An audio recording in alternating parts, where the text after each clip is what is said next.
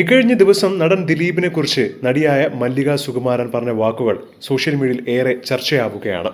നടി ആക്രമിക്കപ്പെട്ട കേസിൽ അതിജീവിതയ്ക്ക് നീതി കിട്ടിയിട്ടില്ല എന്നാണ് നടി മല്ലിക സുകുമാരി വ്യക്തമാക്കുന്നത്. അതിജീവിതയുടെ മാനസിക വിഷമം പൂർണ്ണമായും മനസ്സിലാക്കുന്നു. നടൻ ദിലീപ് തെറ്റ് ചെയ്തിട്ടില്ലായിരുന്നുവെങ്കിൽ എന്തിനാണ് അകത്ത് കിടന്നത് എന്നും മല്ലിക സുകുമാരൻ ചോദിക്കുകയാണ്. ആ കുട്ടിക്ക് സംഭവിച്ചതിന് ഞങ്ങളൊക്കെ സാക്ഷികളാണ്.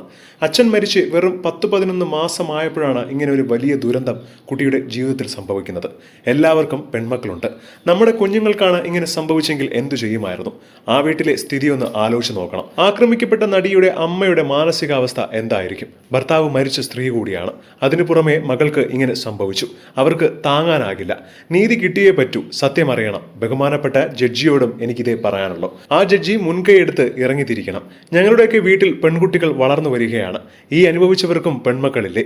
ഇങ്ങനെയാണ് ഇതിന് കാരണമെന്ന് പറയുന്ന ആളുടെ വീട്ടിലുമുണ്ട് 2 പെൺമക്കൾ. താങ്ങാൻ പറ്റുമോ ഇങ്ങനെ വല്ലതും അവിടെ സംഭവിച്ചാൽ? ആ കുട്ടി കാര്യമായിട്ടുള്ള വിഷമത്തിലൂടെ കടന്നു പോയതാണ്. അച്ഛൻ മരിക്കുകയും കരയാൻ മാത്രം അറിയുന്ന ഒരു അമ്മയും ആ കുട്ടിക്കുണ്ട്. വളരെയധികം വേദനയിലാണ് ഞങ്ങൾ എല്ലാവരും. ഇതിന്റെ പിന്നിൽ ആരാണ് ഗൂഢാലോചന നടത്തിയത് എന്നുള്ള കാര്യം തീർച്ചയായും തെളിയിക്കണം. സോഷ്യൽ മീഡിയയിൽ അടക്കം മല്ലിക സുകുമാരൻ പറയുന്ന വാക്കുകൾ ഏറെ ശ്രദ്ധ നേടുകയാണ്.